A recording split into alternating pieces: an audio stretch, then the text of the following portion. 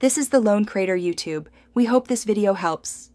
You start now by confirming prerequisites: Roblox Studio installed, MeshAI plugin added, and a placeholder part created in Workspace.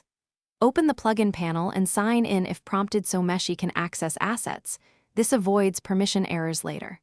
Once done, select your placeholder and choose the MeshAI Create option. Make sure to pick target style and poly count presets. These settings determine quality and performance, so set them according to the game's platform early to save iteration time.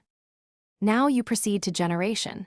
Enter a clear prompt or upload a reference image, then press Generate.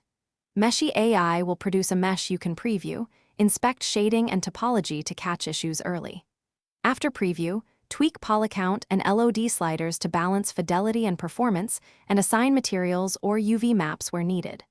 Once satisfied, export directly into Workspace and attach a collision primitive. Testing collisions and pivot alignment here prevents runtime repositioning and physics glitches later. To finish, bake textures, optimize atlases, and save the mesh asset in your game's asset folder so other team members can reuse it. You should test in play mode and on target devices, checking FPS, draw calls, and collision behavior. Make adjustments if performance dips. If something goes wrong, like missing textures or jittering, re-export with reduced geometry, reassign UVs, or reset pivots and normals. These fixes resolve most mesh integration issues quickly and get you back to polishing. Thanks for watching. Consider subscribing if we helped you.